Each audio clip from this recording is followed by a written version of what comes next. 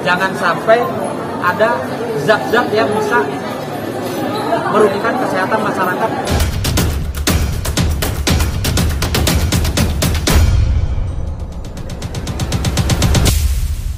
Kami dari Himpunan Advokat Muda Indonesia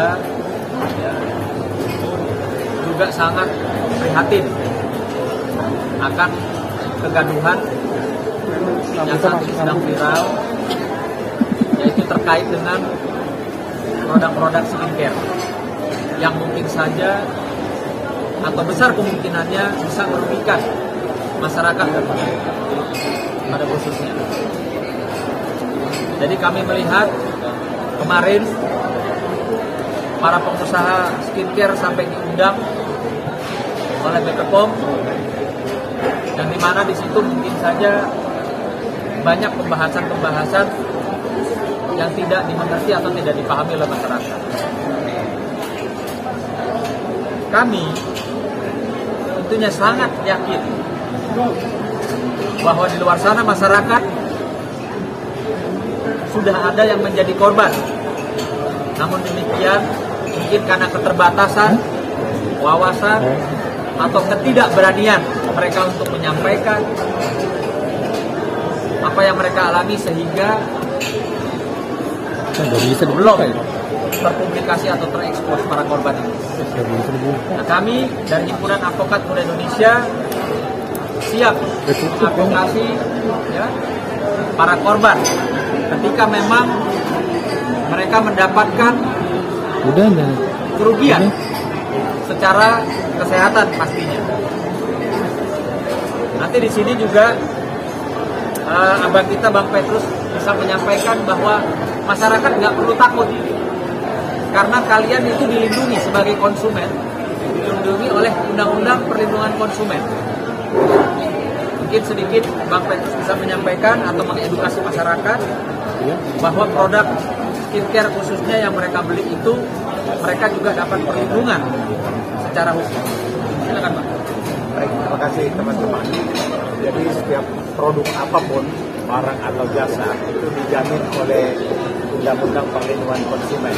Pasal 4 itu ada 9 hak para konsumen yang mengatur misalnya tentang kenyamanan, keamanan, keselamatan, atau hak memilih suatu produk yang bagus, hak atas informasi yang benar, jujur mengenai kondisi dan jaminan barang, hak untuk didengar keluhannya, hak untuk mendapat advokasi, hak untuk mendapat pembinaan dan pendidikan, atau hak lain. Dan apabila semua informasi yang diberikan itu tidak benar, konsumen bisa menggunakan haknya untuk menuntut suatu produk yang dianggap merugikan.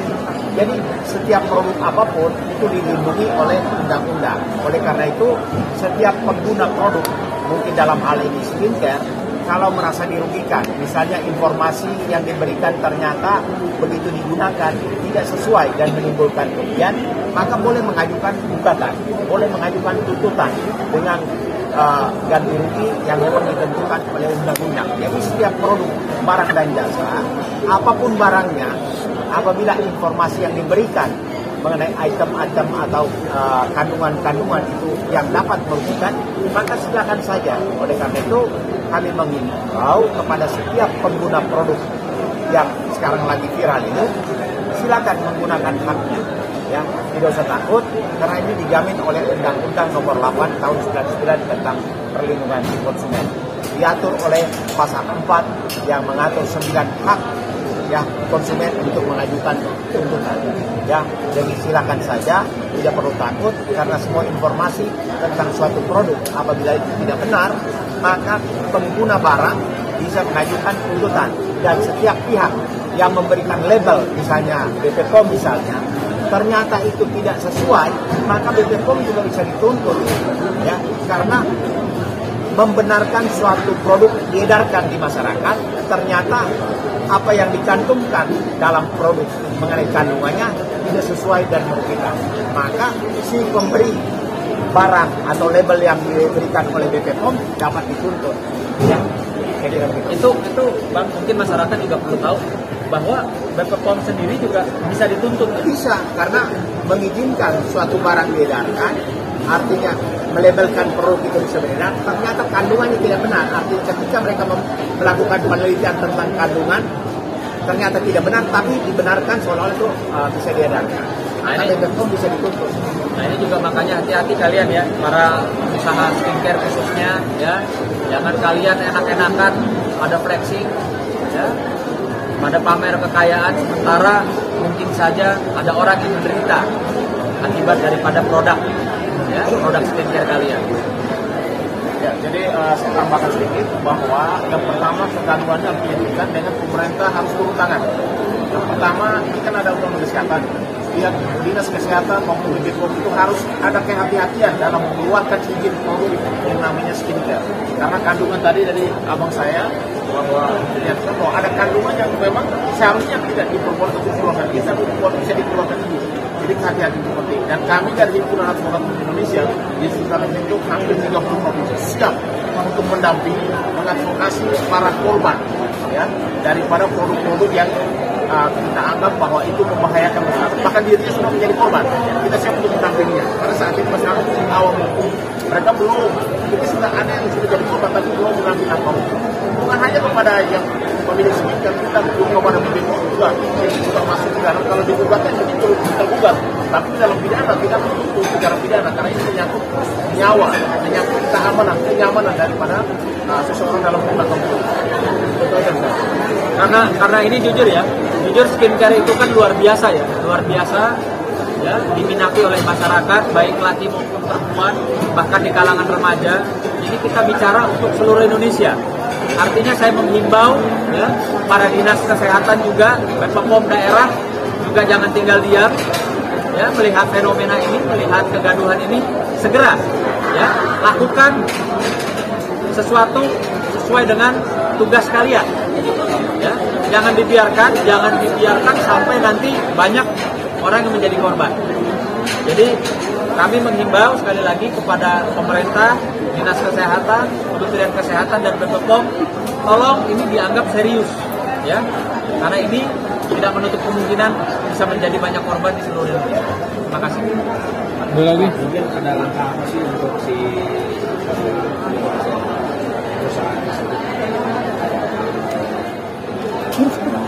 Jadi gini, kami tidak mau ikut campur ya dalam perseteruan mereka. Mereka mau saling lapor, mau saling menjatuhkan, kami tidak ikut campur.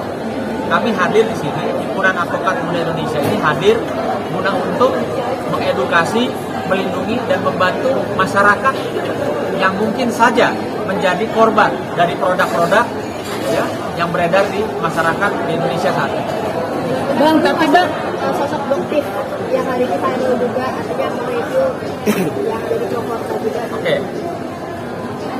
Kalau memang niatnya itu untuk membantu masyarakat, mengedukasi masyarakat untuk kepentingan umum, mohon izin ya Bang, ya, mungkin siapapun, kami pun juga boleh, kami pun juga bisa, selama itu memang benar, bukan settingan, bukan titipan, bukan saingan, ya. Kalau kita bicara untuk kepentingan umum terkait dengan kesehatan, ya.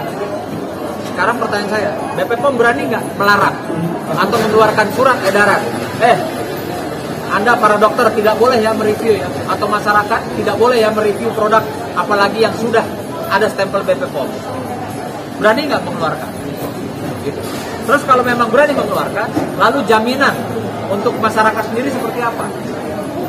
Ya, apakah dengan label BPOM seperti yang tadi disampaikan oleh senior kami Bang Petrus, itu sudah pokoknya kalau sudah ada label BPOM-nya ini skincare aman 100% dipakai, nggak akan ada efek samping, nggak akan berpengaruh terkait dengan kerugian-kerugian kesehatan di masyarakat. Berani nggak BPOM menjamin itu? Gitu ya. Jadi betul-betul kami berharap ya, jangan sampai ini banyak orang yang dirugikan atau menjadi korban. Mau tidak mau dari promotor di pengadaan mungkin bisa jatuhnya melawan yang pertama mematikan UMKM masyarakat terkait review mereview. Tapi seperti apa sih, apakah memang sosok pereview ini memang sangat diperlukan? Bukan. Ketika sesuatu produk banyak diminati oleh masyarakat, ya, tentunya kan juga di situ banyaklah para pengusaha atau orang beramai-ramai juga ingin mencari rezeki di situ. untuk sampai mencari rezeki tentu tidak ada masalah. Siapapun orang silahkan. Ini negara tidak melarang orang mencari rezeki. Namun demikian, tentunya ada aturan-aturan atau SOP yang jangan sampai dilanggar. Karena ini berkaitan dengan kesehatan manusia, ya, kesehatan masyarakat. Artinya begini, jelas kita udah sama-sama tahu ya, bahwa dalam kandungan skincare itu jangan sampai ada zat-zat yang bisa merugikan kesehatan masyarakat pengguna atau pembeli produk tersebut. Ya. Atau jangan sampai ya produk tersebut jualan menjanjikan atau mengiming-imingkan, wah ini bisa putih, bisa bagus, bisa bersih, bisa tidak berjerawat karena komposisi kandungannya 5%. Namun demikian ketika diperiksa dibawa ke lab cuma 0,5 sekian persen. Itu namanya apa? Namanya masuk dalam kategori penipuan, kurang lebih gitu Pak ya, yang tidak sesuai dengan apa yang dia marketing. Kan melalui TikTok sekarang banyak, wah pakai ini itu. Tapi ketika produk tersebut dibeli oleh masyarakat karena masyarakat tertarik, namun demikian tidak sesuai, apalagi kalau sampai di review, apalagi kalau sampai di tes lab, itu masuk kategorinya apa Pak? Penipuan. Gitu. Jadi di sini kami ingin mengedukasi masyarakat, ya, supaya jangan sampai menjadi korban iklan.